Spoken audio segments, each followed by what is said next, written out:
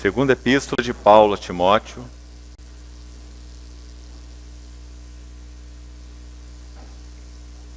capítulo 1, verso 13.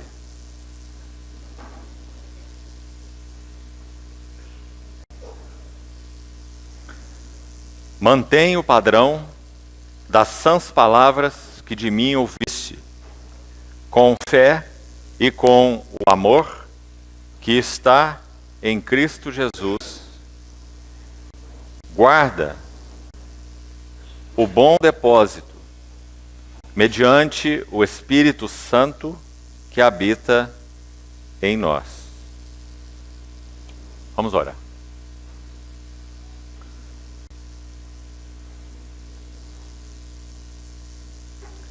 Querido Pai Celestial, somos tão agradecidos por tudo o que por Tua graça já nos tem dado nesses dias.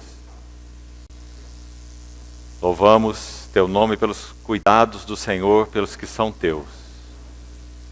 E ainda nos apresentamos uma vez mais nesse tempo de comunhão diante de Ti, te suplicando que o Senhor nos socorra e nos conceda uma vez mais toda a provisão graciosa do Teu Espírito Santo e a unção necessária para que nos reunamos em torno da pessoa de Teu Filho e possamos ouvir a palavra de Tua própria boca.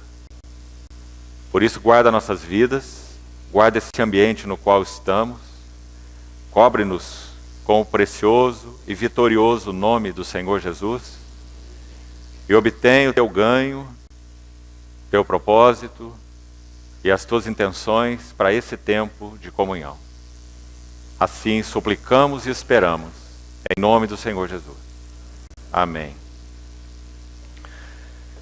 Queridos irmãos, nós ontem demos um segundo passo nesse tema, levanta-te, resplandece, porque vem a tua luz e a glória do Senhor nasce sobre ti. No primeiro dia falamos um pouco a respeito da vida de Zacarias e do tempo em que ele viveu no sentido do que concerne a expectativa da vinda do Messias, o sacerdote que queimava incenso, exercendo o serviço no seu turno, e a promessa que Gabriel fez a ele, ligado então à vinda de João Batista, o precursor do Redentor. Qual era então o contexto de Zacarias? É o mesmo de Simeão e Ana, que, se o Senhor permitir, ainda nessa reunião compartilharemos. E vimos que aquela provisão de Deus, seu favor, João, o favor de Deus, ou gracioso, é o significado de seu nome, foi a provisão de Deus para uma hora de intensa treva. Dos 400 anos do período entre Malaquias e João Batista, os 200 últimos anos foram intensamente trevosos, quando já citamos até mesmo um governador ímpio sobre o povo de Israel, Antíoco Epifânio IV, chegou até mesmo a imolar uma porca no altar, profanando o templo do Senhor. Dias de intensas trevas. E o Senhor socorreu, na sua misericórdia, aquele remanescente que aguardava a consolação de Israel. Então, todas as lições que buscamos, com a ajuda do Senhor, extrair no primeiro dia, tem como foco o nosso tema: testemunho de Jesus em tempos de declínio espiritual. Então, todos os personagens e passagens que estamos estudando se referem a tempos de declínio espiritual. Esse também tem sido o mesmo encargo e a mesma abordagem dos outros dois irmãos que têm cooperado conosco nesse tempo de comunhão na palavra. Ontem demos um passo no sentido de abordarmos a vida de Paulo. E falamos como o Senhor moldou, forjou a vida de Saulo para que ele se tornasse o Paulo. E esse modelo, palavras que ele usa, e lemos ontem, 1 Timóteo capítulo 1, servisse eu de modelo para todos os que hão de crer nele para a vida eterna. Então a vida do apóstolo Paulo foi particularmente forjada por Deus e todas as experiências que ele viveu como cristão se tornam uma marca, um paradigma, um caminho que todos aqueles que são chamados pelo Senhor e seguem uma vida de fidelidade a Ele conhecerão, em uma medida ou outra.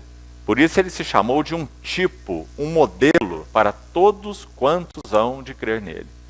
Paulo estava muito claro que além do chamado pessoal que ele recebeu, o Senhor iria, no trabalho de forjar Paulo, também trazer lucidez para nós os cristãos de qual é o caminho da igreja. Nós podemos resumir, e resumir mesmo, a jornada de Paulo com o Senhor, provavelmente, com um par de versos de grande importância em 2 Coríntios, capítulo 1, versos 8 e 9. E particularmente com uma expressão, uma frase, chave, que ele usa ali, e que realmente resume para nós o significado da vida que Paulo viveu e por que e como ele foi transformado num vaso de tal beleza, a tal ponto de ter essa consciência tão plena de que ele combateu fielmente esse bom combate, completou essa carreira, guardou a fé e, cônscio da sua recompensa, a coroa da justiça me está reservada. E o Senhor reto juiz me dará naquele dia. Isso ele escreveu nessa segunda epístola a Timóteo, muito antes, nessa primeira epístola aos Coríntios, já vamos ler o texto da segunda epístola. Na primeira epístola de Paulo aos Coríntios, no capítulo 9, ele se compara pela primeira vez, e também o faz em Timóteo, com o atleta. Um atleta não é coroado se não lutar segundo as normas. Assim ele escreveu na segunda epístola a Timóteo. Em 1 Timóteo, 1 Coríntios, capítulo 9, ele também faz menção do atleta. Ele diz, todo atleta em tudo se domina. Aqueles para alcançar uma coroa corruptível. Nós, porém, a incorruptível. Mais uma vez, Paulo está falando do significado do que ontem abordamos, mesmo que brevemente, da recompensa, do galardão, o que para nós é um grande mistério, porque certamente a nossa recompensa é o próprio Senhor, sem dúvida alguma, mas nós sabemos que, paralelo a isso e consequente a isso, sim, o Senhor nos dará aquilo que é chamado de tantas maneiras nas Escrituras de coroa. Pelo menos 5 tipos de coroa são mencionados no Novo Testamento. Não será assunto para o nosso estudo agora. Coroa da vida, coroa da justiça, coroa incorruptível, coroa de glória. Então, esses temas se referem a essa recompensa. O Pedro escreve para os anciãos que forem fiéis, que quando esse supremo pastor se manifestar, vós recebereis uma imarcessível coroa de glória, segundo Pedro 5. Então não há dúvida que para nós o que há no nosso coração é o nosso noivo, é o nosso amado, assim como o que há no coração dele somos nós, o amor dele pela sua noiva. Agora, além disso, é certo e seguro que o Senhor dará recompensas específicas, particulares, conforme o serviço fiel de cada servo. Esse é um ensino muito claro das Escrituras. Então, Paulo tinha plena convicção disso. E nós vemos que nessa carta ele o expressa assim. O texto que citamos, 2 aos Coríntios, capítulo 1, eu queria citar para os irmãos os versos 8 e 9, que resumem, como dissemos, essa jornada de Paulo, e em particular o caminho que Paulo conheceu tão bem, para que ele fosse transformado no que ele mesmo chama de glória em glória. Essa foi a jornada de Paulo. E essa é a jornada para a qual nós fomos chamados. Porque a vereda do justo é como luz da aurora que vai brilhando mais e mais, de glória em glória, até ser dia perfeito. Então, 2 aos Coríntios, capítulo 1, verso 8, diz assim: não quero, irmãos, que ignoreis a natureza da tribulação que nos sobreveio na Ásia, porque foi além das nossas forças, a ponto de nos desesperarmos da própria vida. E continuando nas suas explicações, ele disse: mas nós já recebemos em nós uma sentença de morte.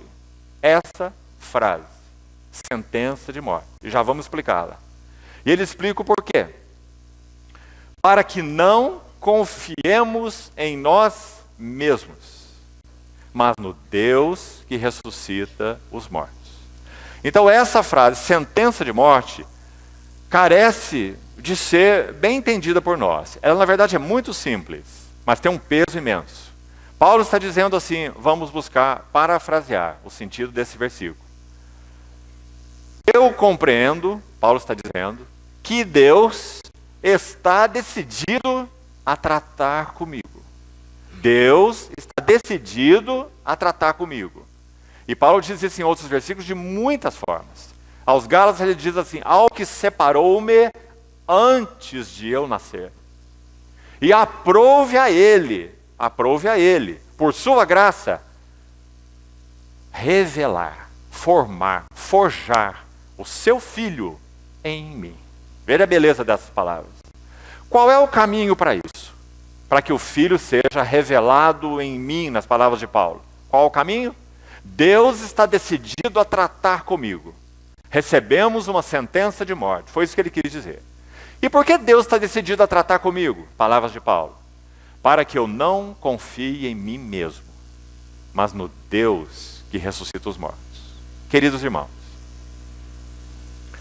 a maior expressão de nossa vida egocêntrica é a autoconfiança. Nós confiamos em nossos recursos.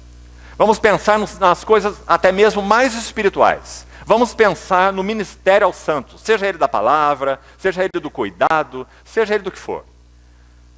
Tendemos a confiar em duas coisas: no nosso depósito e na experiência que já temos na jornada com o Senhor. Nem a nossa confiança no depósito que já temos recebido da parte do Senhor, e louvado seja o seu nome por isso, e nem a confiança em nossas experiências espirituais nos levam a nada na obra de Deus. Todo depósito que o Senhor tem feito em qualquer servo ou serva, toda experiência espiritual de qualquer servo ou serva, precisa ser revitalizado pela ação do Espírito Santo, para que tenha qualquer utilidade no serviço de Deus. Então, como nós somos tendentes a confiar no depósito e na experiência. Então, Paulo diz: quanto a mim, recebemos, ele e seus companheiros, por isso ele coloca no plural, já recebemos uma sentença de morte, para que não confiemos em nós. Mas, graças a Deus, a sentença de morte não tem apenas uma finalidade negativa, um aspecto negativo, embora ele seja muito importante. É Deus quebrar esse elemento de autoconfiança, que é a base do nosso eu. Desde o Éden, confiar em si mesmo, viver de si mesmo, pelos seus próprios recursos, sereis como Deus, autossuficientes, conhecedores. Vocês vão se bastar e não precisarão dele. Autoconfiança. Então, esse é o aspecto negativo dessa sentença de morte, extremamente importante. Mas graças a Deus, há o lado luminoso da sentença de morte, não apenas o lado sombrio, não apenas o aspecto negativo, mas o aspecto positivo, ao qual Deus quer nos levar. E qual é o aspecto positivo? Mas sim no Deus que ressuscita os mortos. Gostaria só para ilustrar e entrarmos na epístola a Timóteo, e seguirmos hoje, um exemplo. Quando Abraão, ele recebe o filho da promessa, um filho impossível, um filho que nunca os seus recursos poderiam dar a ele. Quando Abraão recebe esse filho, irmãos, estudando a história de Abraão, nós não temos dúvida nenhuma de que essa experiência foi muito impactante para ele. Ele se tornou papai e vovô no mesmo dia. Você pode imaginar uma coisa dessa? Todos que são vovôs aqui sabem o que significa ser vovô, não é? Ou vovó.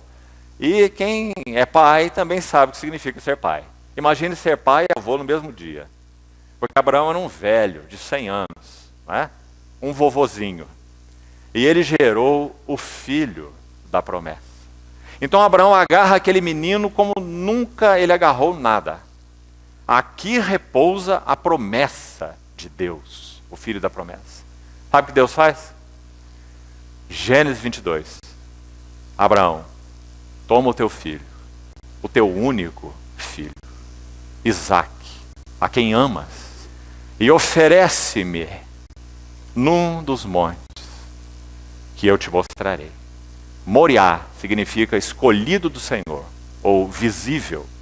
Então Abraão caminha 3 dias, veja essa analogia, 3 dias. Então ele entende e discerne que aquele é o monte. E então ele coloca o lenho sobre Isaque. Veja essas figuras maravilhosas, porque o lenho deveria ser colocado sobre o ombro de Isaque. É a figura do filho.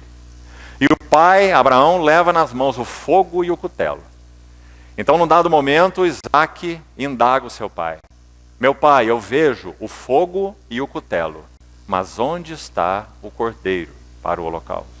Então, aquela experiência maravilhosa que conhecemos acontece. O que Deus está fazendo? Abraão se agarrou de tal maneira ao dom de Deus, que ele passou a confiar na promessa de Deus mais do que no Deus da promessa. Por isso Deus pediu Isaque. Quando Paulo escreve assim aos Coríntios, agora, daqui em diante, a ninguém conhecemos segundo a carne. E se antes conhecemos a Cristo segundo a carne, agora já não o conhecemos desse modo. Sabe o que isso significa? Todos os nossos relacionamentos sofreram um corte quando o mediador veio até as nossas vidas e nos salvou. Todos os nossos relacionamentos, a partir do encontro com o mediador, eles foram cortados pelo próprio mediador. Então, todos eles serão espúrios, todos eles irão nos corromper, irão nos contaminar, se eles não forem estabelecidos no mediador. Compreendeu esse princípio? Marido e mulher nunca avançarão numa vida conjugal gloriosa, a não ser que aprendam o que significa ter comunhão no mediador. Os irmãos na vida de uma assembleia nunca avançarão, a não ser que aprendam a ter comunhão no mediador. Isso tem muito significado, que não é nosso encargo para agora. Acolher-nos uns aos outros para a edificação, para a glória de Cristo, não para darmos conselhos psicológicos uns para os outros, confirmarmos o problema dos nossos irmãos. Ah, irmão, você está certo, aquele irmão que está errado, ele não podia falar assim com você, não devia ter feito isso para você, não é? Quantas vezes fazemos assim? Porque nossos relacionamentos não estão no mediador. Esse era Abraão. Abraão estabeleceu uma ponte direta entre ele e Isaque. E não há ponte direta entre nós e ninguém. Porque o mediador colocou um abismo entre nós e todas as pessoas e todas as coisas. Então, por causa de Abraão ter estabelecido uma relação direta com Isaque, Deus foi cortar essa relação. E ele cortou no altar. Oferece-me o teu filho. Podemos dizer que o princípio do caminhar dos patriarcas era uma vida de altar. Abraão mesmo ergueu 4 altares. E esse é um estudo maravilhoso. A vida de altar e vida de tenda, porque eles eram peregrinos. Muito claro isso. Então, quando Abraão recebeu Isaque como dádiva de Deus, ele colocou Isaque na tenda. Isaque não havia passado pelo altar. E tudo aquilo que nós recolhemos em nossa tenda, que não passou pelo altar, vai nos desviar dos rumos do caminho do Senhor.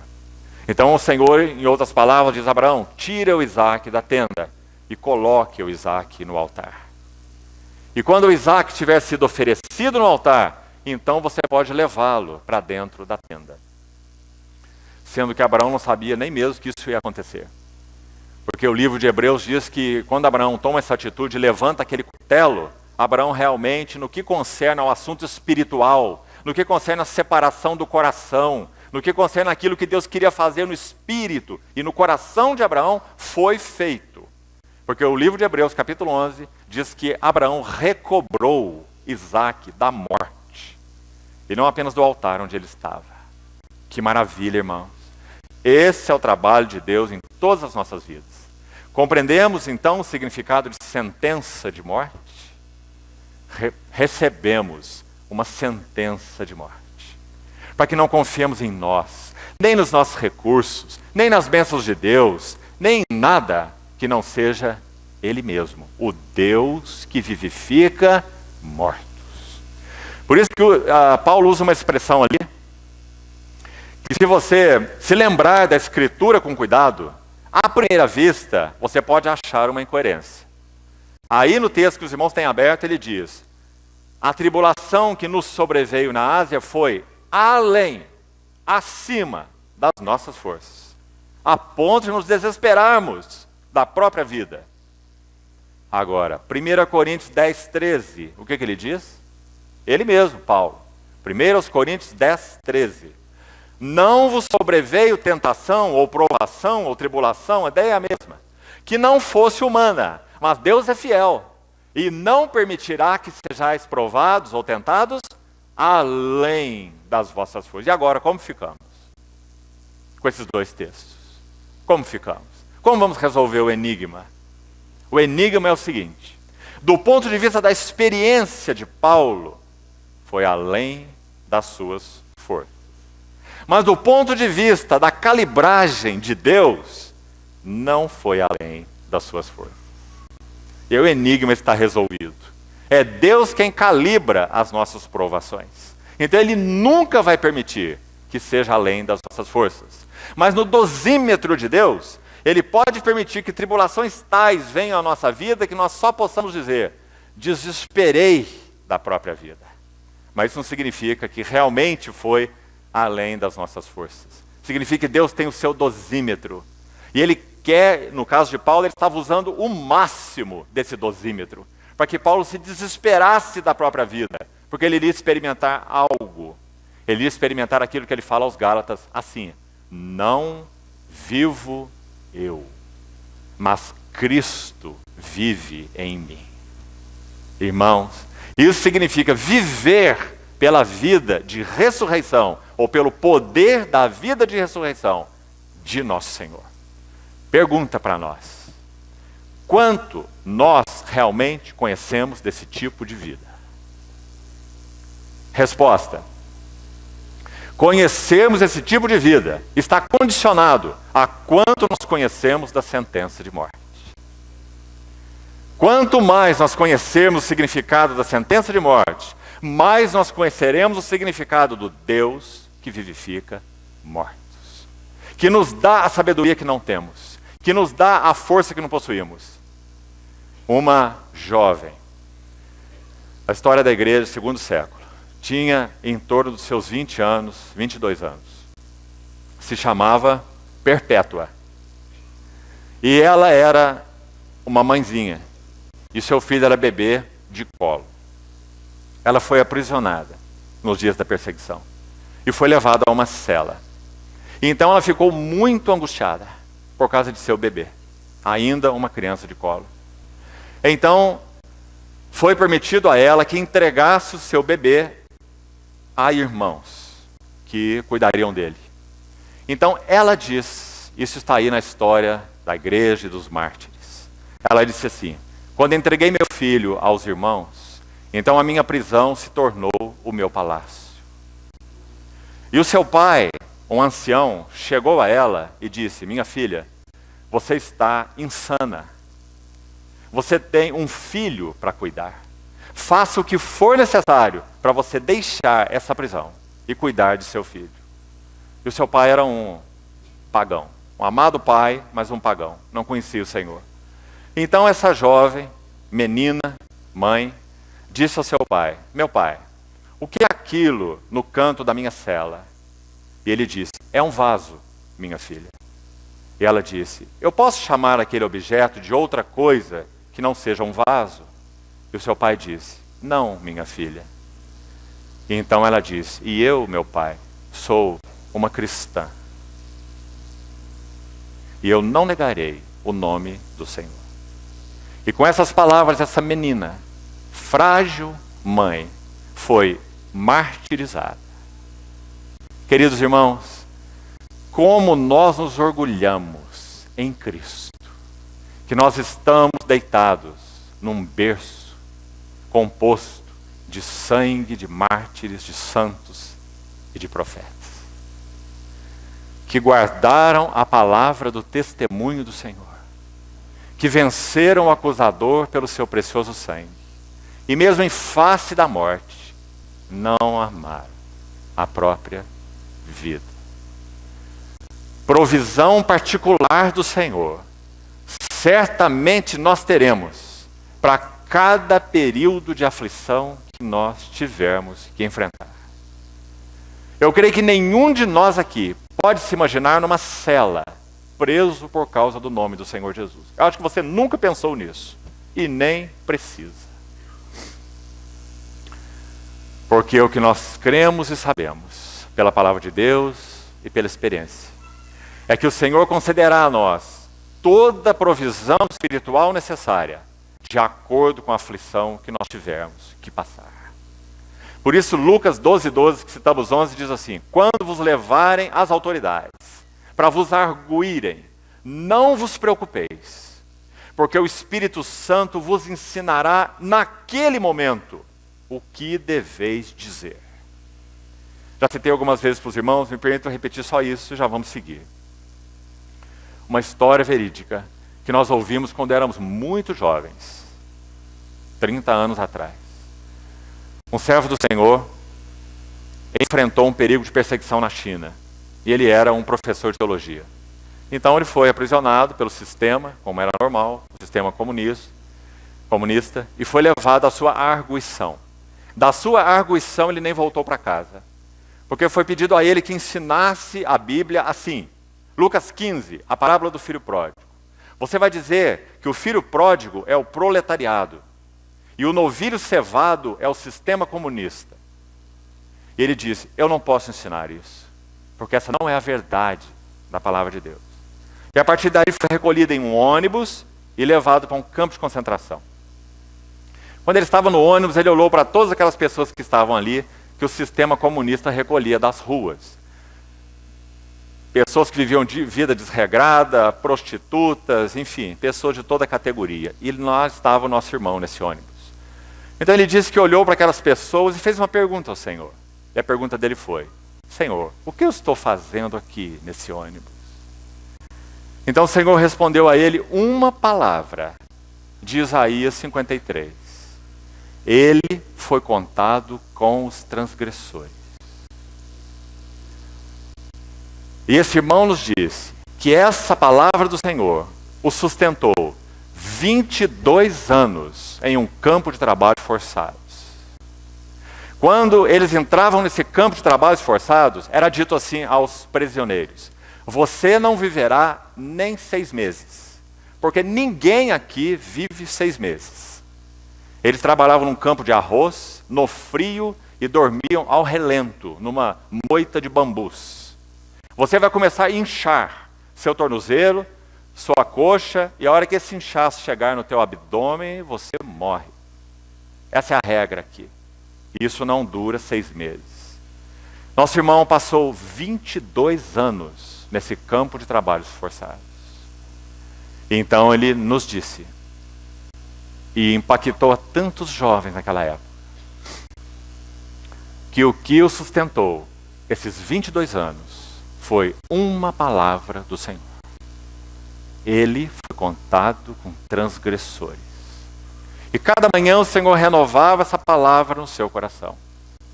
Já recebemos a sentença de morte, para que não confiemos em nós mesmos, mas no Deus que vivifica os mortos. Que maravilha, irmãos. Então, o apóstolo Paulo, esse que conheceu tão a fundo essa experiência, ele sabe que a hora da sua partida é chegada. Essas são suas palavras no capítulo 4 de 2 Timóteo. O que ele tem para nos dizer? 4 capítulos de tanta carga espiritual.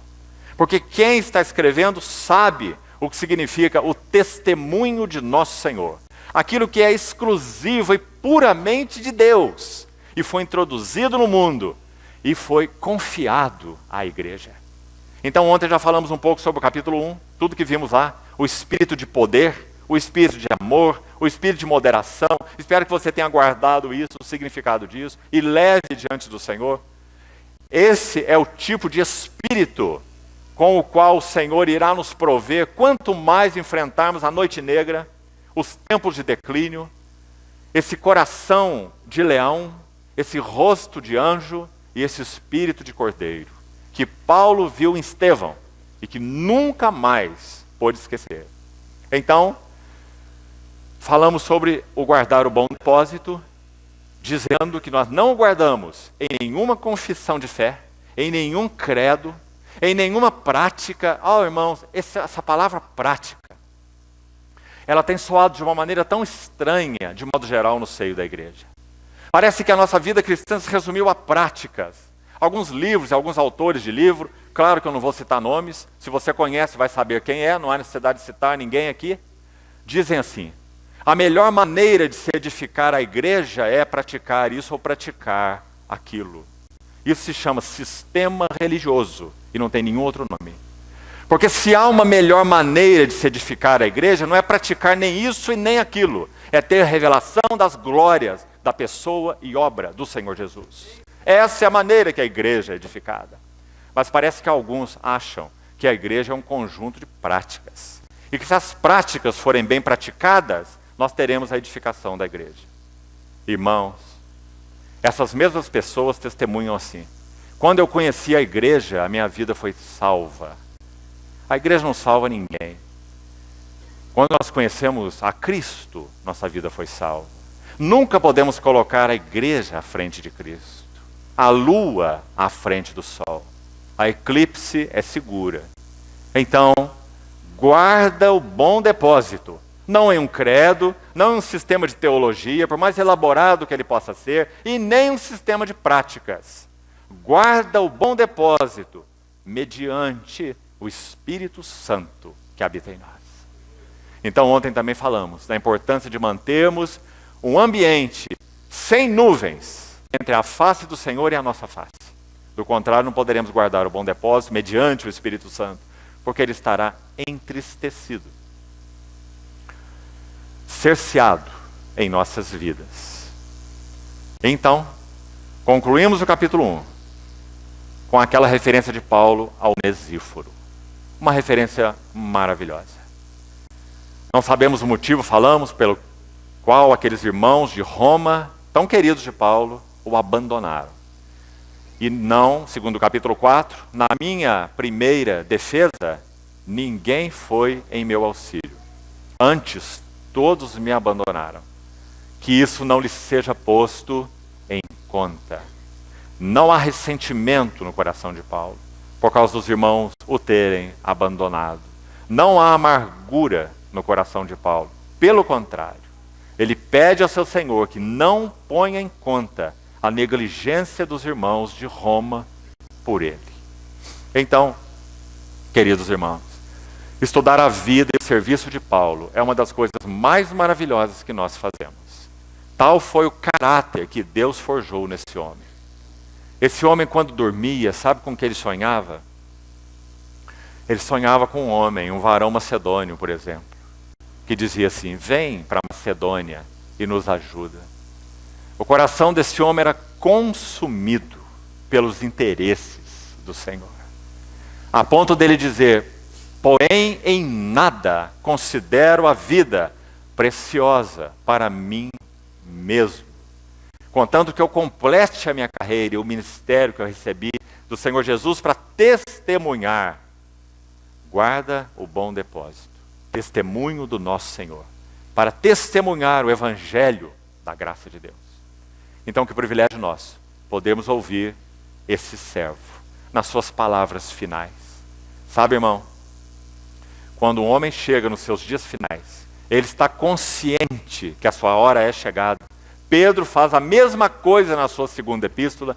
O Senhor Jesus efetivamente me revelou que o tempo da minha partida é chegado. Eu estou prestes a deixar este tabernáculo. São palavras de Pedro na sua segunda epístola. Também um ancião. Então nós temos que ouvir com muita atenção essas palavras, porque não são palavras de meninos, não são palavras de covardes, não são palavras de negligentes, não são palavras de pessoas que amaram o mundo como Demas.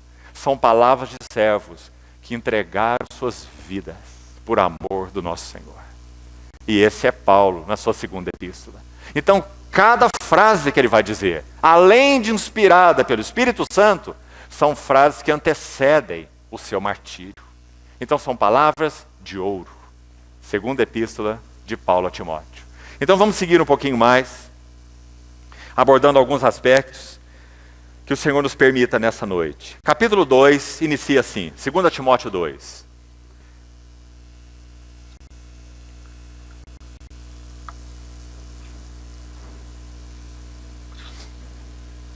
Tu, pois, filho meu, fortifica-te na graça que está em Cristo Jesus. E o que de minha parte ouviste, através de muitas testemunhas, isso mesmo transmite a homens fiéis e também idôneos para instruir a outros. Mais um princípio, lembre-se, nunca permita que fuja aí de sua mente, testemunho de Jesus em tempos de declínio espiritual. Então nós iremos ver nessa epístola o que é crucial para o testemunho de Jesus em tempos de declínio espiritual.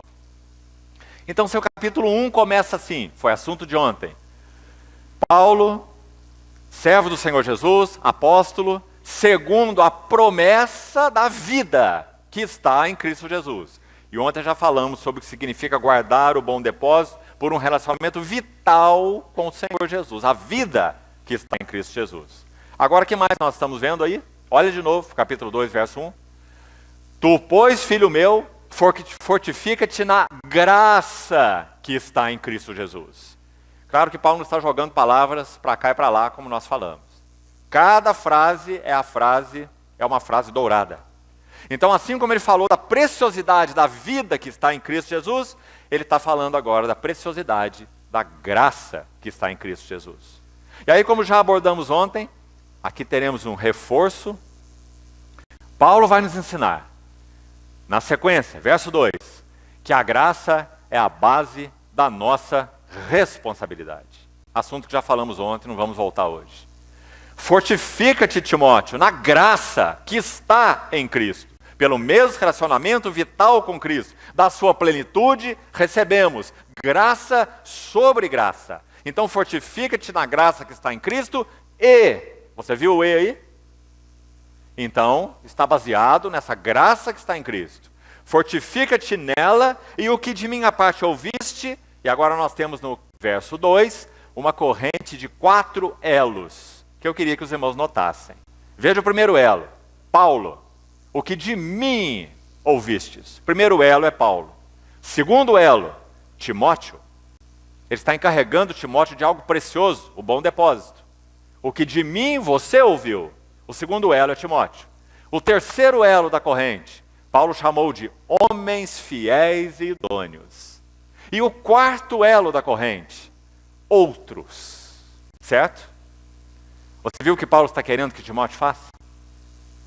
Ele está dizendo em outras palavras, Timóteo, como ele já disse no capítulo 1, o depósito que nós recebemos é a preciosidade. É aquilo que ocupa o coração de Deus desde a eternidade. Esse, Timóteo, é o bom depósito. É o testemunho do nosso Senhor. Então guarda pela vida que está em Cristo e pela graça que está em Cristo. Provisão. E faça o quê? Transmite o que de mim ouvistes. Irmãos, Paulo, o primeiro elo da corrente, é o único que podia dizer assim com propriedade: o evangelho que eu prego não recebi de homem algum, mas por uma revelação pessoal e direta do próprio Senhor glorificado que me encontrou na estrada de Damasco. Esse é o primeiro elo da corrente, e graças ao Senhor por isso. Todos os demais receberam dele. Estão aí 13 epístolas, onde ele vai mostrar o que é esse bom depósito, com todas as letras, nas suas epístolas maravilhosas. Então ele está dizendo, Timóteo, toma esse depósito e guarda, e não só guarda, vive e morre por ele, mas transmite para homens fiéis e idôneos. E que esses homens, por serem fiéis e por serem idôneos, transmitirão a outros. É por causa dessa corrente que nós estamos assentados aqui. Então, queridos irmãos, a graça é fundamento da responsabilidade. E mais uma nota importantíssima aqui. a fidelidade. Homens fiéis e idôneos. A fidelidade é a medida daquilo que podemos chamar de a nossa recompensa diante do Senhor. E quando nós falamos isso, como desde ontem abordamos, não estamos pensando em nada que seja externo. Nós sabemos que essa recompensa é espiritual. Essa recompensa toca até mesmo a nossa relação direta com o Senhor, mas toca algo mais. Toca exercício de sua autoridade, toca governo, como um dos irmãos hoje pela manhã mencionou levemente. Quem vencer, sentar-se-á comigo no meu trono, com vara de ferro regerá nações, não apenas se referindo ao Filho, mas se referindo àqueles que se assentam com ele no seu trono. Certo? Então, qual é o fundamento para essa recompensa? Uma palavra, é fidelidade. Do contrário, irmãos, se fosse maturidade, só os maduros teriam esse privilégio. Mas não é maturidade o critério. O critério de Deus é fidelidade. Irmão, isso é tão importante.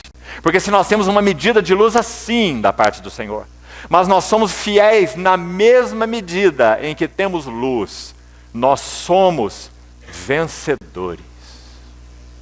E se nós temos uma medida de luz assim da parte do Senhor, mas não somos fiéis, não somos vencedores. 1 Coríntios 4, os 2 primeiros versículos, 1 e 2. Importa que os homens nos considerem como ministros de Cristo e despenseiros dos mistérios de Deus. Ora, o que se requer dos dispenseiros é que cada um deles seja encontrado fiel. Fiel.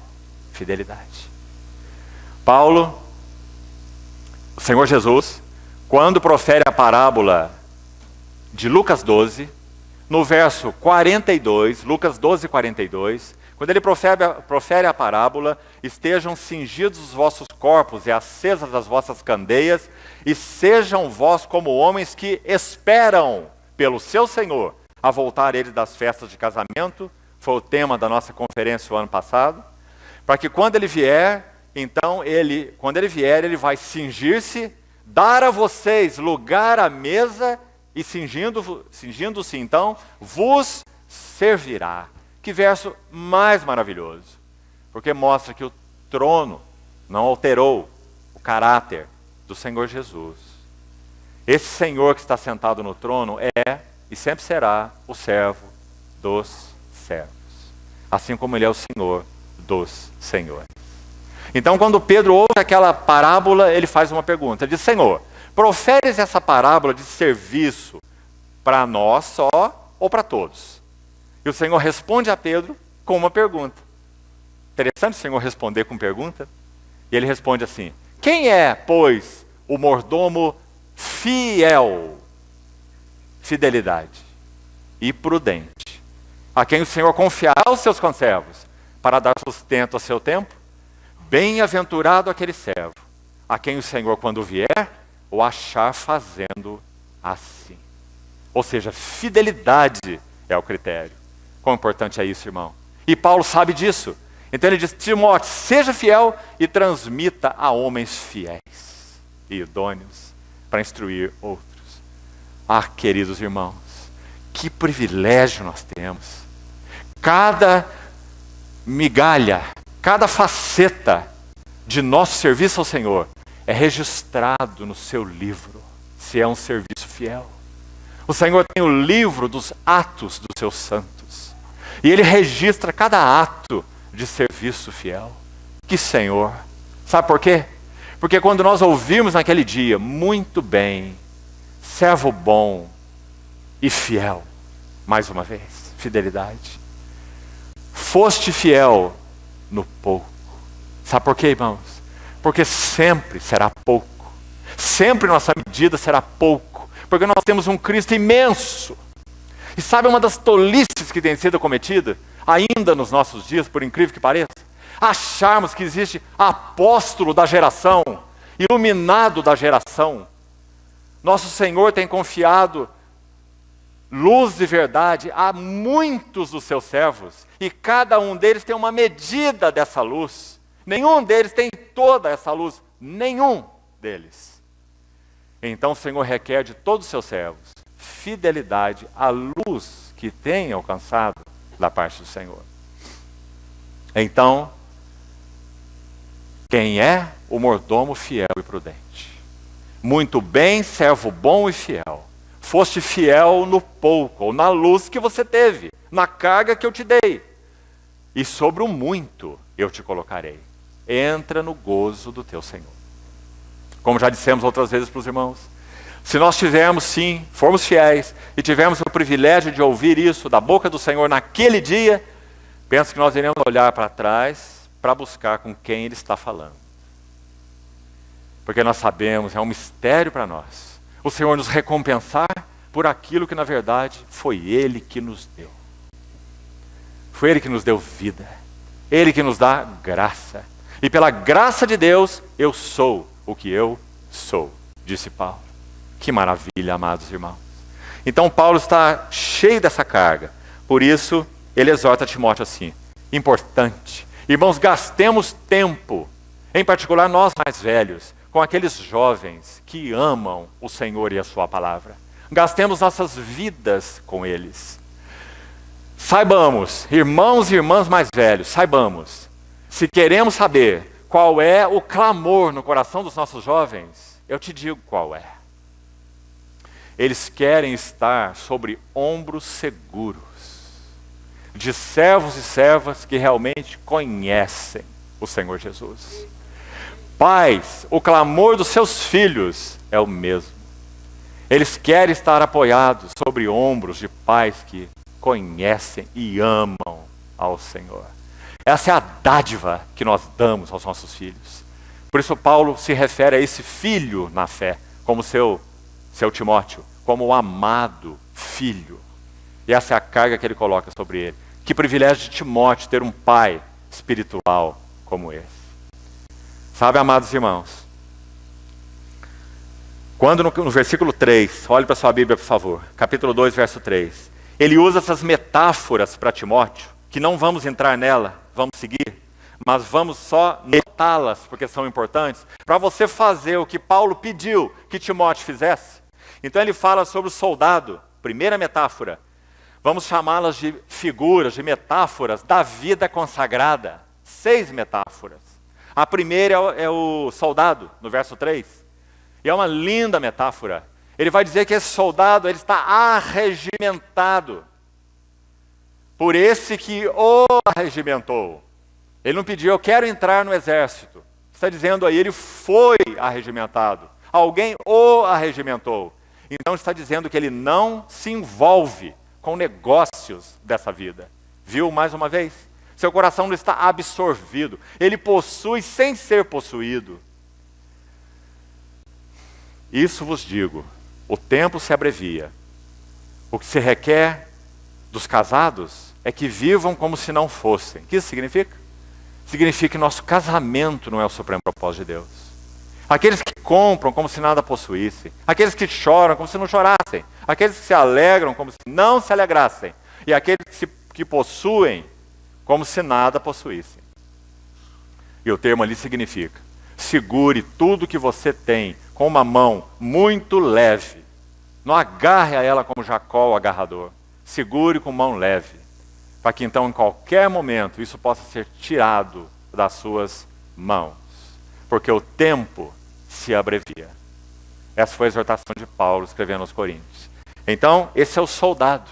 Não se envolve, se mistura, se amarra com negócios dessa vida. Por quê? Porque ele tem um objetivo. E aí ele usa uma palavra tão linda, tão urgente em tempos de declínio espiritual em particular. Essa visão de que nosso Senhor, de que o que regula a nossa vida com o Senhor é seu coração satisfeito. Não é o quanto de obra nós fazemos, não é quantas almas nós ganhamos, mas é a satisfação do coração do Senhor. O seu objetivo é satisfazer aquele que o arregimentou. Nossa pergunta não é, Senhor, é lícito ou não é lícito? É certo ou não é certo? A nossa pergunta é, Senhor, agrada teu coração isso ou não agrada? Se não agrada, não quero. Se não agrada, não me serve. Se não agrada, não tenho prazer. Porque meu prazer é teu prazer. Então essa é a pergunta do soldado. Seu objetivo é satisfazer aquele que o arregimentou. Então, verso 5. Igualmente o atleta, segunda metáfora, não é coroado se não lutar segundo as normas. A ênfase é disciplina. Já citamos várias vezes para os jovens, e muitos estão presentes aqui, que quando um jovem que amava o Senhor e a sua palavra ouviu Spurgeon pregar, ele quase caiu da cadeira. E quando Spurgeon terminou de sua pregação, esse jovem estava esperando Spurgeon lá na saída. E ele perguntou para ele: Mr. Spurgeon, qual é o segredo da unção e do poder espiritual? Spurgeon poderia ter respondido muita coisa, mas ele discerniu que para aquele jovem ele deveria dizer assim: é suor, suor e suor. O que ele quis dizer?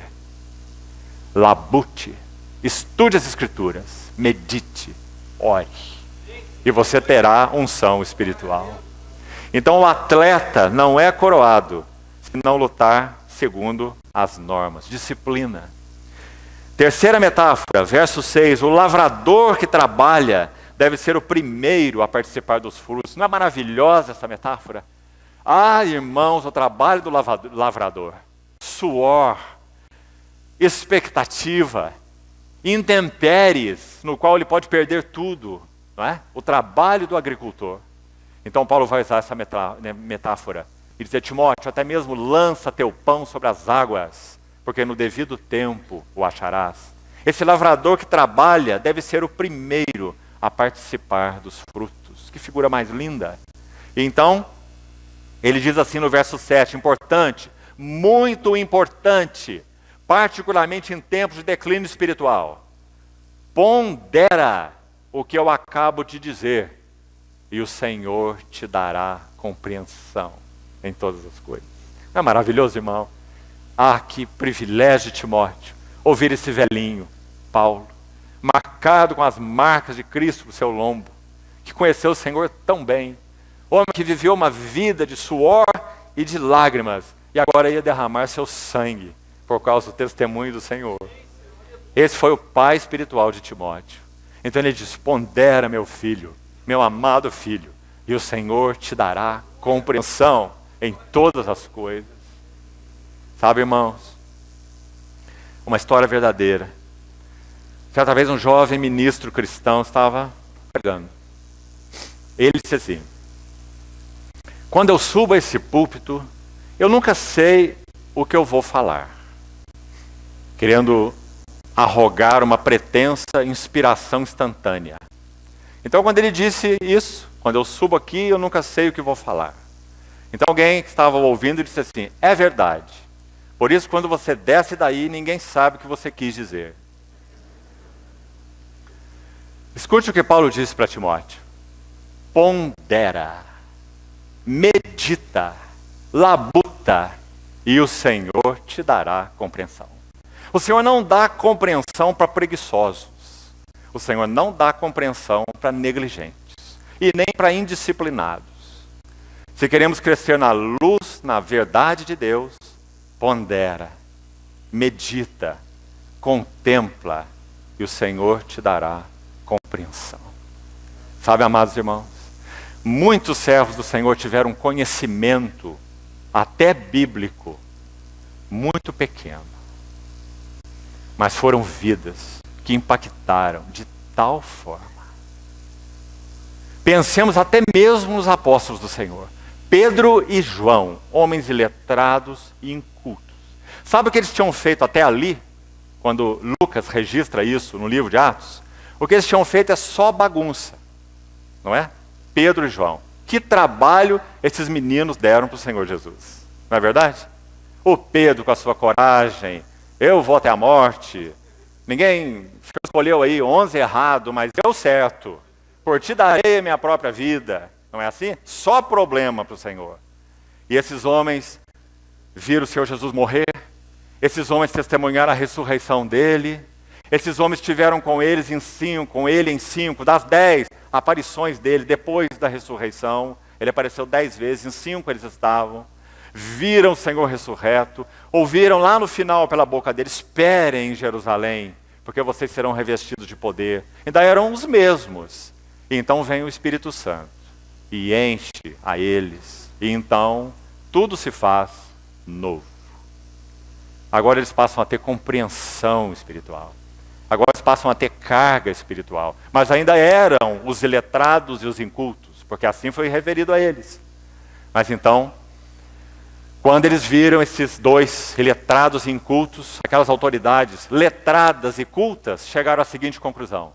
Então eles perceberam que eles haviam estado com Jesus. Mas sabe o nosso Jesus, o que é dito dele? Pelos letrados e cultos? Como esse homem sabe essas letras sem ter estudado? Ah, queridos irmãos, pondera essas coisas e o Senhor te dará compreensão em todas as coisas. Agora Paulo usa algo mais. Verso 8. Lembra-te de Jesus Cristo ressuscitado de entre os mortos.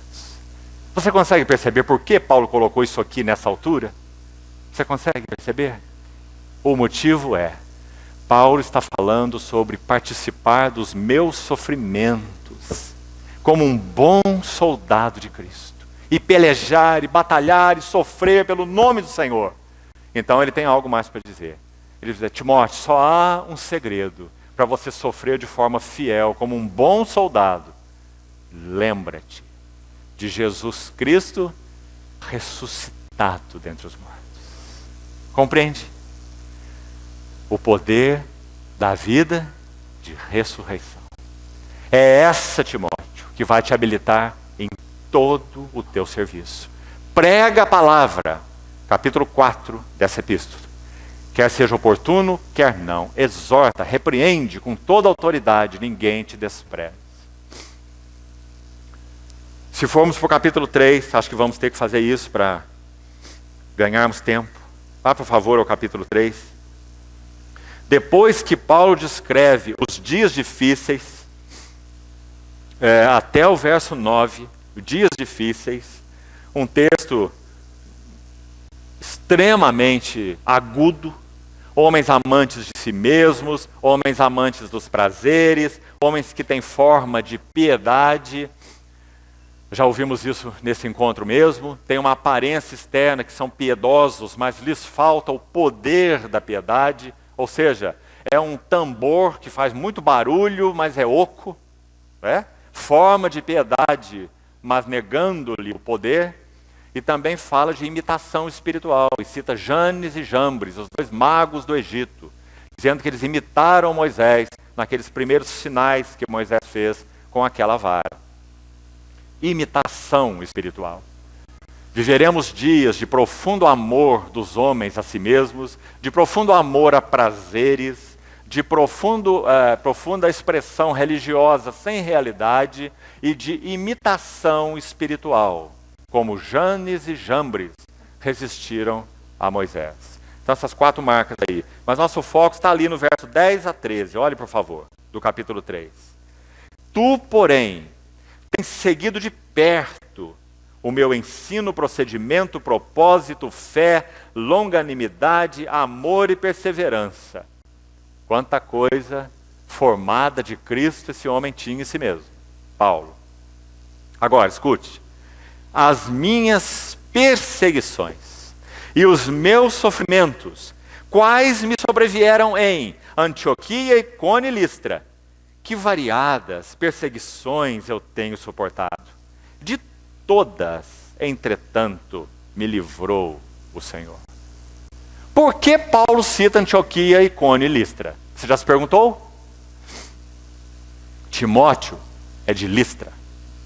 Atos 14. Quando Paulo foi apedrejado em Listra, lá estava um jovem chamado Timóteo. E os convertidos de Listra, discípulos, rodearam o Paulo apedrejado. E o texto é tão enigmático que nós não sabemos se Paulo estava desmaiado, desfalecido, porque ele foi apedrejado, meus irmãos. E ele foi apedrejado por quem sabia apedrejar, os judeus. Muito bem, eles não se enganavam não, é matar por apedrejamento. Por esse é que ele foi apedrejado. Então lá estava Paulo, apedrejado. E os discípulos rodearam Paulo. Então diz que Paulo se levanta e entra de novo na cidade. O que você acha, irmão?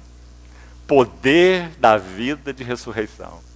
Então é dito assim, lá estava o jovem Timóteo. Devia estar com um olho desse tamanho, o Timóteo. Então em Atos 16 é dito que quando Paulo volta a Listra, sabe o que acontece? Atos 16 agora, ele é apedrejado em Atos 14. E ele volta a Listra, faz uma viagem ali de retorno, em Atos 16. Então diz que quando ele voltou, então Timóteo é citado. Havia ali um jovem chamado Timóteo. E Paulo entendeu que deveria levá-lo com ele. Privilegiado Timóteo. Paulo levou com ele. E então, Paulo recorda Timóteo, nas suas palavras finais, na sua segunda epístola, preste atenção, como que dizendo, você lembra da minha passagem por Antioquia, Icônio e Listra? Lá estava Timóteo em Listra. Agora não só isso, não só isso. Quando Paulo, escute com atenção, por favor, quando Paulo escreve assim, em 2 Coríntios 12, conheço um homem que há 14 anos foi arrebatado ao terceiro céu e ouviu coisas inefáveis que não é lícito ao homem referir. Lembra-se, 2 Coríntios 12? Irmãos, essa ocasião, em 14 anos atrás, é o tempo em que Paulo foi apedrejado em Listra. Ou seja, quando Paulo foi apedrejado em Listra e dado como morto, Deus lhe deu um antegozo das glórias do céu. Então ele diz, eu conheço um homem que foi arrebatado ao terceiro céu. Ele diz, no corpo ou fora do corpo, eu não sei. Deus o sabe. Que maravilha, irmãos. E ouviu coisas inefáveis, que não é lícito a uma referir. Lá estava aqueles judeus se gloriando, porque mataram aquele que era o grande Saulo de Tarso. Mas agora é um cristão desprezível. Apedrejaram Paulo até a morte. O que aconteceu com ele? Conheço um homem que foi arrebatado ao terceiro céu. Ah, irmãos. As visões e revelações do Senhor, como ele chama em 2 Coríntios 12. Queridos irmãos, ali poderia ter encerrado a jornada de Paulo. Por que ela não se encerrou? Porque não era a hora do Senhor. O Senhor usaria esse servo muito mais. Mais tarde ele escreve assim aos Filipenses, eu, quanto a mim, ele já estava na sua prisão. Cesareia primeiro, Roma depois, prisão domiciliar de Atos 28, e depois a prisão final, Roma de novo, mas agora a prisão subterrânea, a masmorra, de onde ele foi tirado e decapitado durante o governo de Nero. 3 períodos.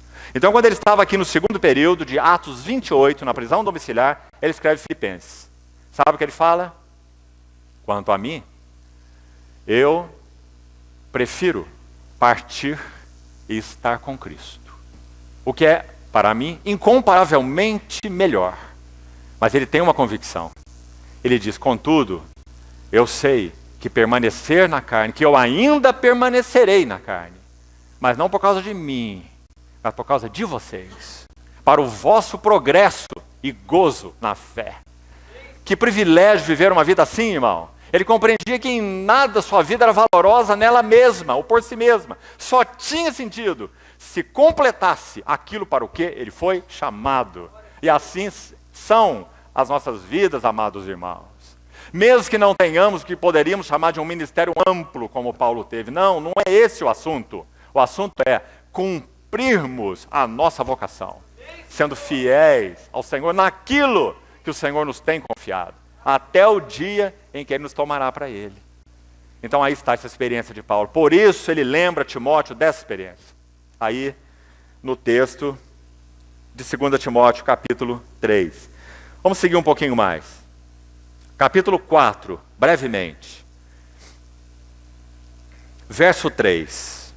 Verso 2 diz, prega a palavra, insta, quer seja oportuno, quer não, exorta, repreende, com toda a longanimidade de doutrina. Escute o verso 3. Pois tempos de declínio espiritual. Haverá tempos em que não suportarão a sã doutrina. Pelo contrário, cercar-se-ão de mestres segundo as suas próprias cobiças, como que sentindo coceira nos ouvidos, procurando ouvir aquelas coisas que acalentam suas próprias almas e agradam os seus corações, e fornecem subsídios para os seus interesses próprios. A chamada teologia de paz, saúde e prosperidade, a chamada hipergraça e mais outras bobagens sérias que são ditas por aí. Ouvidas, e muito ouvidas, porque as pessoas cercam-se de mestres conforme as cobiças dos seus próprios corações. Muito grave esse sinal dos últimos tempos. Então, queridos irmãos, o que Paulo diz sobre esse tempo? Vamos ouvir. Verso 4. E se recusarão, isso é uma atitude deliberada, a dar ouvidos à verdade. Então eles desprezarão, eles resistirão. E se entregarão às fábulas. Agora aqui, por favor, rapidamente, abra em 2 aos Tessalonicenses. 2 aos Tessalonicenses, capítulo 2. Verso 9.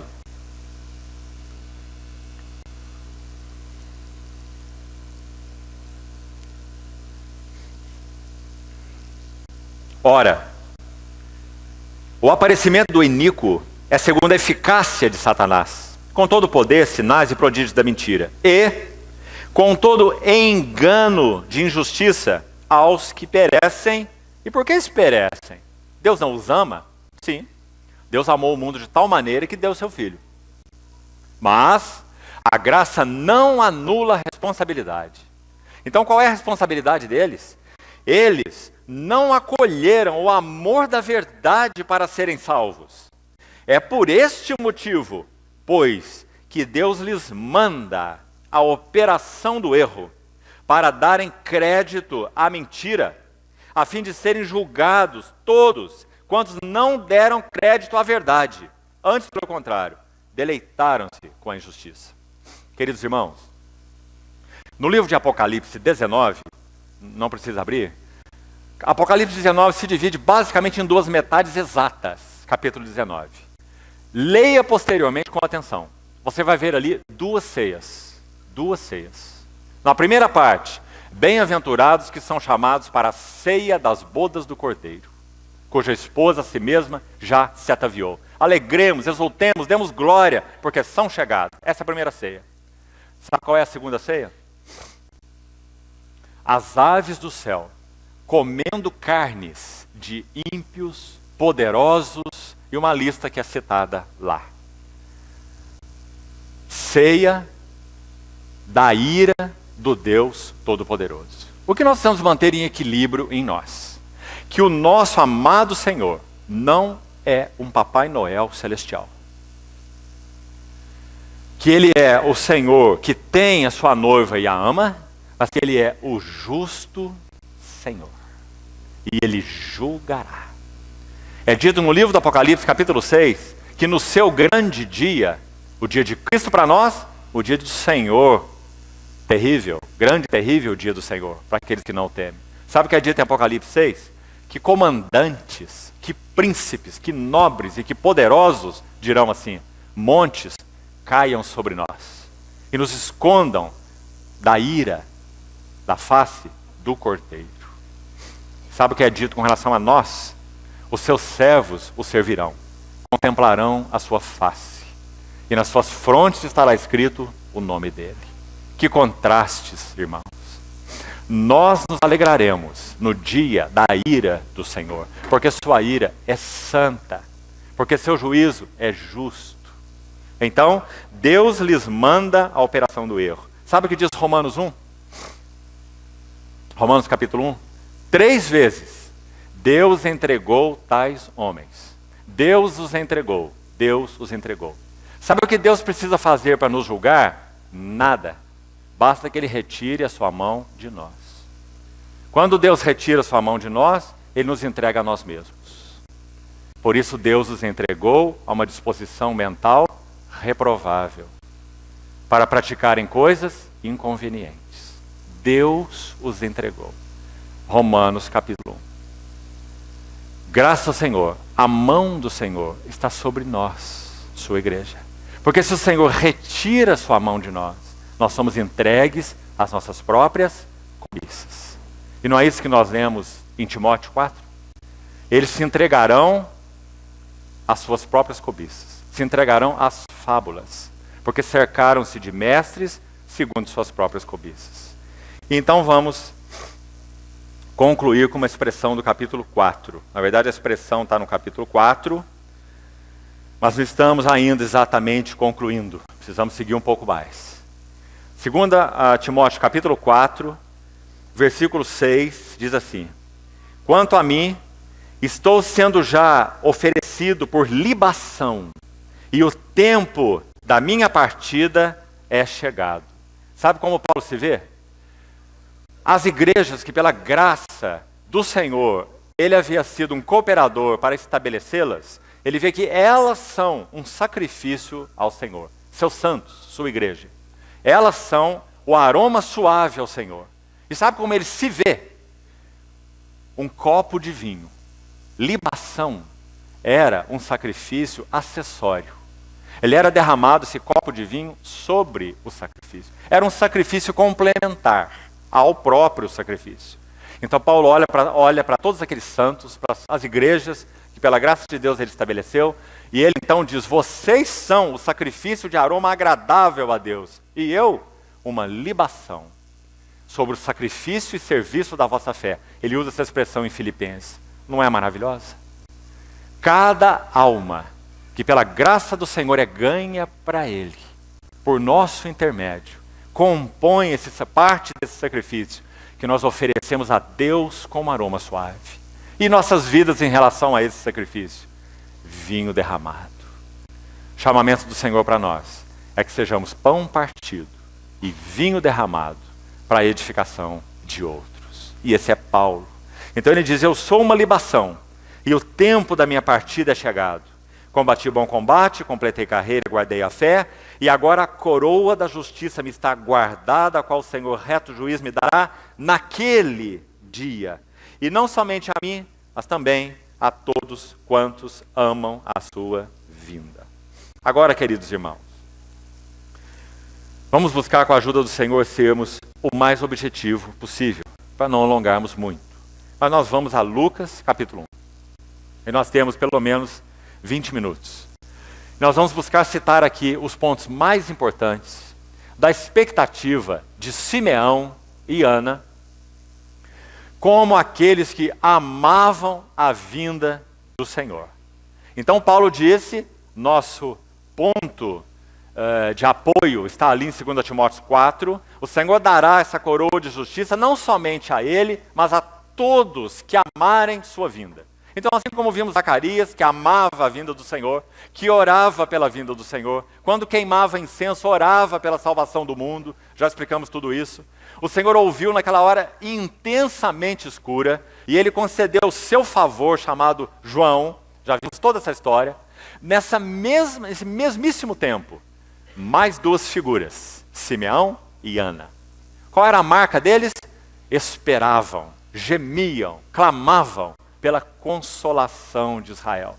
Irmãos, isso é só uma outra maneira de dizer a vinda do Messias. Não tem ninguém que consola Israel na expectativa desse remanescente. Apenas o Consolador de Israel, o Messias, a esperança de Israel. Então lá está Simeão e Ana, que amavam a vinda, a primeira vinda, é claro, do Senhor. E daí vamos tirar princípios claros, mesmo que o façamos objetivamente, para que o Senhor nos ajude. Mais uma vez, assim como vimos a história de Zacarias, o Senhor nos ajude a acolhermos os princípios. O espírito daqueles remanescente que aguarda a vinda do Messias. Agora, a segunda vinda do Messias. Então vamos lá. Lucas, capítulo 1 diz assim.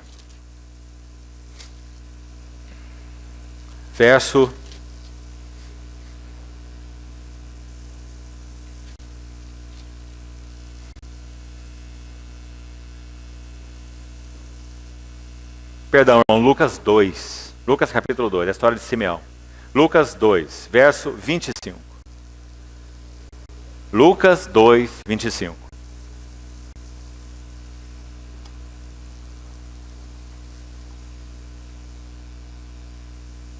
Havia em Jerusalém um homem chamado Simeão.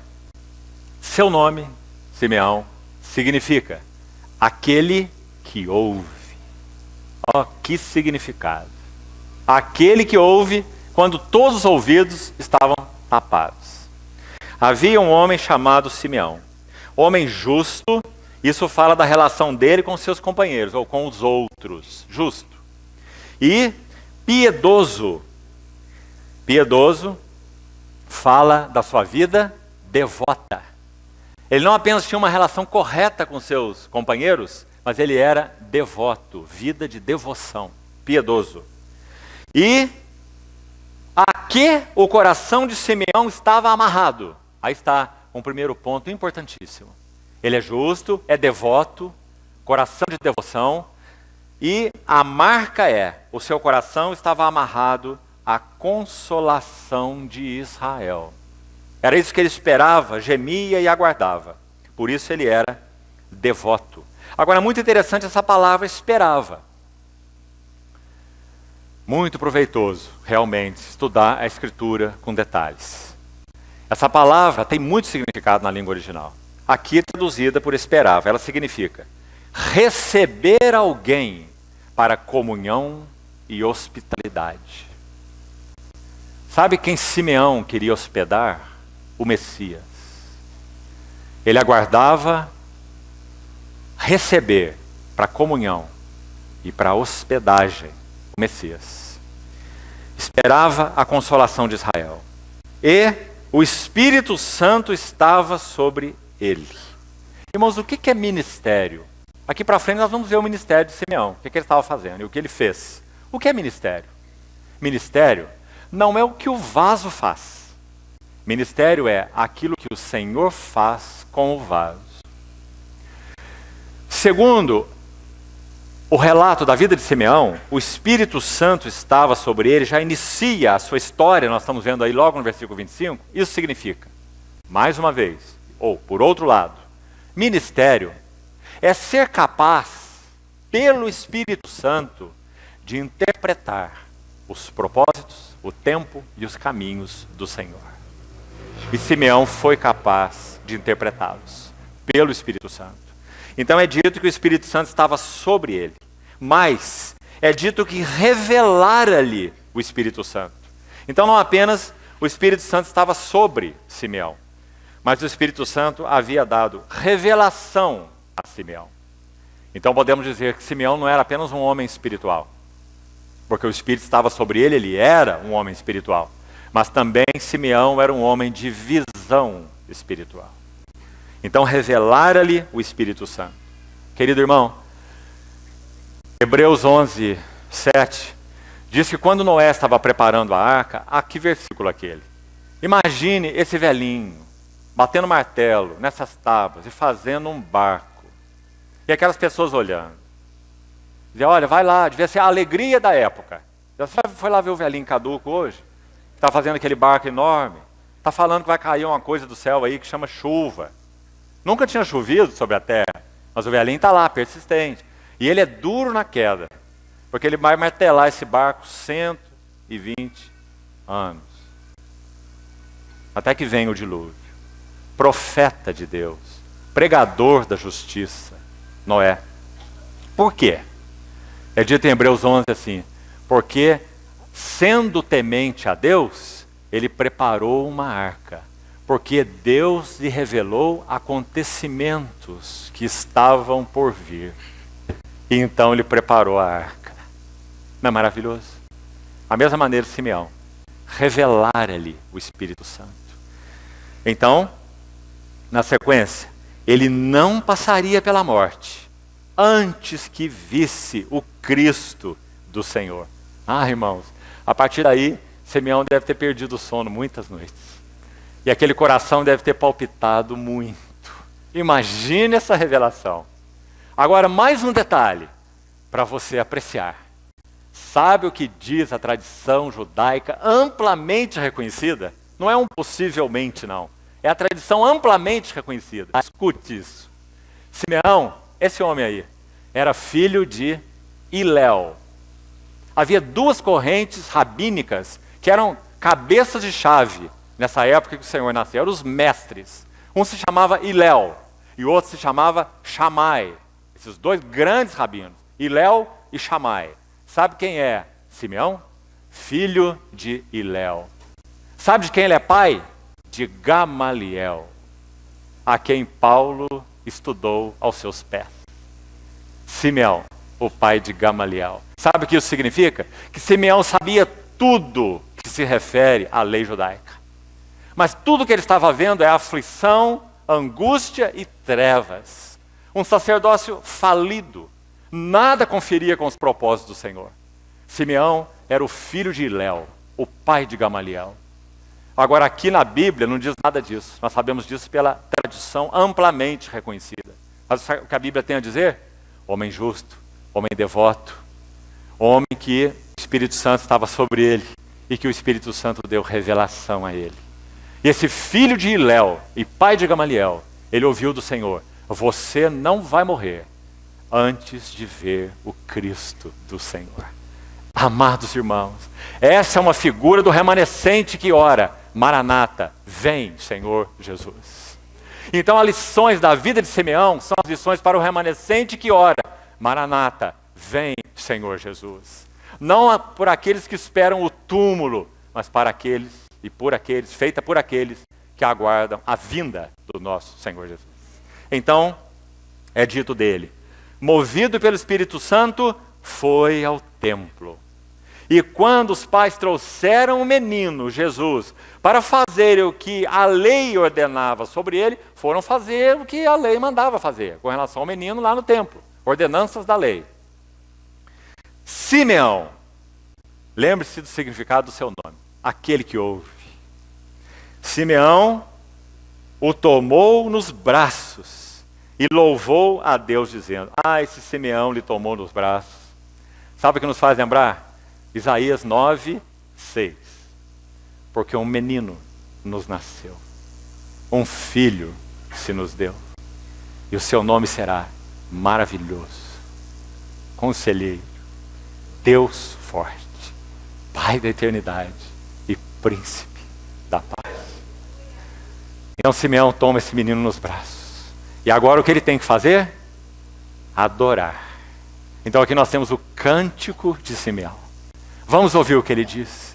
E vamos ouvir o que isso significa para nós que aguardamos a consolação da igreja, o nosso Senhor Jesus. Então é dito assim: agora, Senhor, despedes em paz o teu servo. É maravilhoso. Para Simeão estava encerrado.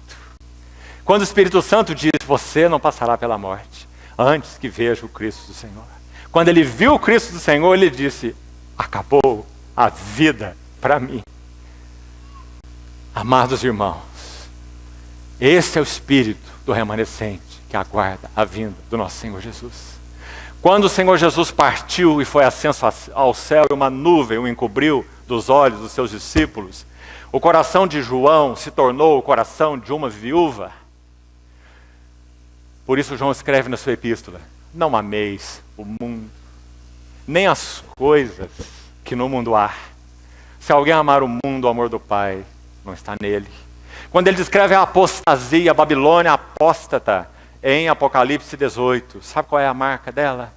Ela está sentada como uma rainha, e ela diz: viúva eu não sou, e pranto eu nunca hei de ver. Esta é a Babilônia, é o cristianismo apóstata. Mas não é a igreja. A igreja diz: viúva eu sou, porque meu Senhor não está aqui. E esse era o coração de João. A igreja não está sentada como rainha no mundo. A igreja está sentada como serva aos pés do Senhor. A igreja não é um povo que vive sem lágrimas nos olhos, porque bem-aventurados que choram, porque eles serão consolados. Esse é o tempo que nós vivemos, amados irmãos. E esse era o coração de João. Então, quando Simeão toma o Senhor Jesus nos braços, ele adora. Não apenas isso. Quando ele usa a palavra Senhor, Senhor, há centenas de vezes em que essa palavra aparece no Novo Testamento, no grego, Novo Testamento. E a palavra é Kyrios, mas não aí. Preste atenção. A palavra aí é déspota. Déspota. Sabe o que Simeão está dizendo? É uma palavra que soa tão mal aos nossos ouvidos, não é? Ela aparece algumas vezes no Novo Testamento. Quando a igreja primitiva ora em Atos 4, lembra-se da oração da igreja que tremeu o lugar onde eles estavam reunidos? Lembra-se? Quando a igreja reúne em oração, ela ora usando esta palavra também. Ó tu, déspota, traduzido lá por soberano Senhor, que fizeste o céu e a terra, o mar e tudo que nele existe. Déspota. Uma palavra que soou tão mal no nosso ouvido, mas soou tão bem nos lábios de Simeão. Porque ele via o seu Senhor como seu déspota. Sabe o que ele quer dizer com isso? Eu sou o teu escravo e tu és o meu amado déspota. Tu tens direitos absolutos sobre minha vida. Não apenas um Kyrios, mas um déspota. Então podemos dizer, parafraseando a oração de Simeão, que ele disse assim: ó déspota, despede agora em paz teu servo, conforme a palavra que tu me disseste. Agora todas as minhas orações e toda a minha expectativa não será mais necessárias, porque os meus olhos já viram a tua salvação. Essa foi a oração de Simeão. Não mais expectativas, não mais orações. Meus olhos viram a tua salvação. Quando Pedro fala sobre essa salvação, 2 Pedro 1, sabe o que ele diz? Foi a respeito desta salvação que todos os profetas indagaram e inquiriram acerca dessa graça que foi destinada a vós outros. E a resposta que eles tinham é que não competia a eles conhecer esse tempo. Eles investigavam atentamente qual era a ocasião, palavras de Pedro, quais eram as circunstâncias oportunas indicadas pelo Espírito de Cristo que neles estava. E a resposta que foi dito é: não é para vocês, apenas profetizem e pronto, isso não é para vocês. Então, Pedro vai dizer assim: e essa salvação se compõe de coisas tais que anjos anelam perscrutar. E agora Simeão está com ele nos seus braços. Então ele só tem a dizer: meu déspota amado, despede em paz teu servo, meus olhos já viram a tua salvação. Minha expectativa não é mais necessária. E então, ele ainda diz mais: meus olhos viram tua salvação, a qual preparaste diante de todos os povos, luz para a revelação aos gentios e para a glória do teu povo de Israel. Queridos irmãos, ao terminar esse cântico, você vê que o cântico, tão curtinho, tão precioso, Simeão viu mais do que muitos profetas. Simeão viu que o menino era revelação ou luz para gentios. E ele viu que também ele era glória para o povo de Israel. Imagine isso, irmão. Simeão, em princípio, ele viu algo sobre Cristo e a igreja. Ele viu que gentios seriam chamados pela luz e graça e salvação deste menino, o Messias, que estava nos seus braços. Que visão teve Simeão. E então, estavam o pai e a mãe do menino admirados, não é por menos. José e Maria ouvindo essas coisas, com Simeão, com seu filhinho nos seus braços. O pai e a mãe do menino admirados do que dele se dizia. Simeão os abençoou e disse a Maria, mãe do menino, preste atenção, mais uma palavra para o remanescente em tempos furiosos, em tempos de declínio. O que Simeão disse para Maria? Eis que este menino está destinado tanto para a ruína como para levantamento em muitos em Israel e para ser alvo de contradição. Ó, queridos irmãos, a natureza do Messias é a mesma natureza da palavra do Messias. Hebreus 4,12 diz: a palavra de Deus é viva e eficaz, mais cortante que uma espada de dois gumes. e penetra para dividir alma e espírito, juntas e medulas, e sondar os pensamentos e propósitos do coração. A ação de Jesus, homem, e a ação da sua palavra em nós é a mesma. Ele é alvo de contradição. Ele é para levantar e para arruinar. E assim a sua palavra em nós. Sua palavra em nós arruína tudo que precisa ser demolido em nós. E não é pouca coisa. Mas graças ao Senhor, a sua palavra levanta e edifica tudo que é para ser edificado em nós. Então Maria ouviu mais essa coisa miraculosa. Por isso ela assombrosa para ela. Então ela guardava isso no seu coração. Mas não apenas isso. Ela ainda ouviu. Verso 35. Também uma espada traspassará tua própria alma, para que se manifestem os pensamentos de muitos corações. Em outras palavras, Maria foi convocada pela palavra de Deus na boca de Simeão, que ela iria participar dos sofrimentos de Cristo. Paulo diz em Filipenses, para o conhecer e o poder da sua ressurreição e a comunhão dos seus sofrimentos. O remanescente que aguarda o Messias é chamado para participar dos seus sofrimentos, o aguardando. Irmão querido, Filipenses 1:29 diz assim, para todos nós, nos foi concedida a graça, não apenas de crermos em Cristo, mas também de padecermos por Ele. É graça, padecermos por Ele. Então, concluindo agora, Ana, nós temos só 3 versículos e vamos terminar. Olha aí para a sua Bíblia. Havia uma profetisa chamada Ana, filha de Fanuel, da tribo de Azer. Nosso irmão nos lembrou hoje pela manhã que as 10 tribos de Israel foram levadas cativas no cativeiro assírio. Todos nós conhecemos essa história. E elas são chamadas de as tribos perdidas. Não é assim? Mas olhe com cuidado. Ana é filha de Fanuel, da tribo de Azer. Azer não é Judá nem Benjamim. Azer é parte das tribos do norte. Sabe o que isso significa? Havia um remanescente composto das 12 tribos que aguardaram a vinda do Messias. Então sim, as 10 tribos permaneceram em cativeiro. Mas ainda assim, Deus conservou o seu remanescente, até mesmo delas. Aí está uma filha de Azer. E não apenas uma filha de Azer qualquer, mas uma profetisa, Ana, que era avançada em dias e vivera com seu marido 7 anos desde que se casara e que era viúva de 84 anos. Deixa eu dizer uma coisa sobre isso. A maioria dos eruditos, a maior maioria deles, basicamente todos, entendem esse versículo que, da seguinte maneira, Ana não tinha 84 anos. Ana se casou, viveu 7 anos casada, ficou viúva e viveu 84 anos viúva. Então a conta que eles fazem é que Ana devia ter em torno de 106 anos.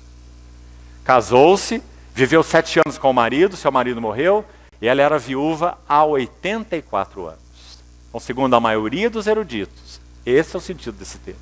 Imagine essa velhinha de em torno de 106 anos.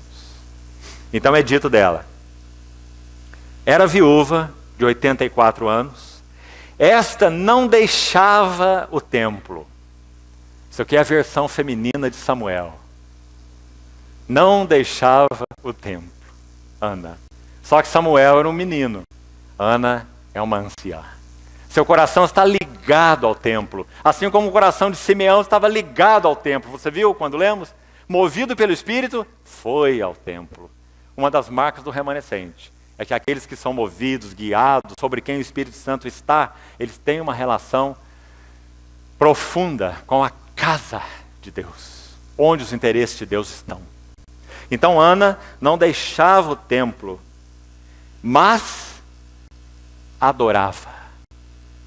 E não apenas adorava, mas ela adorava de dia e de noite.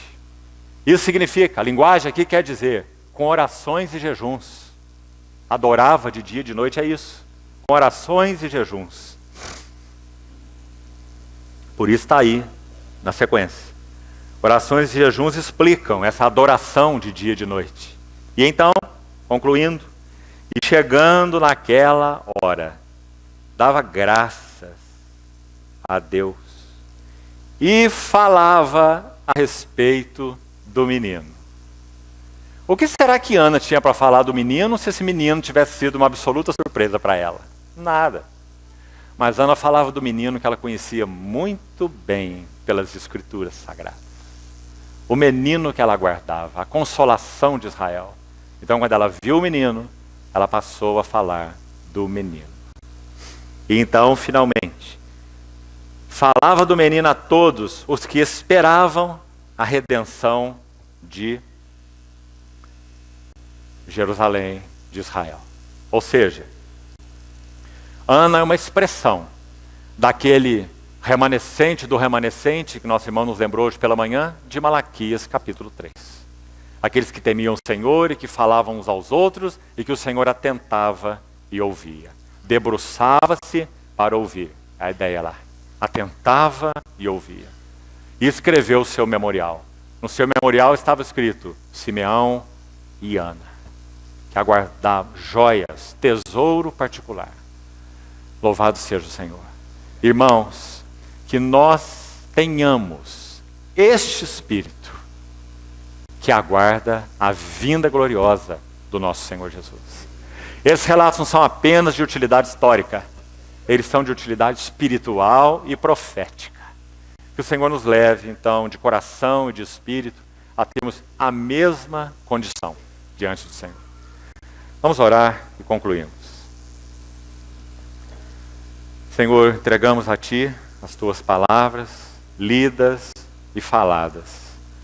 E suplicamos ao Senhor que não deixe que elas se percam.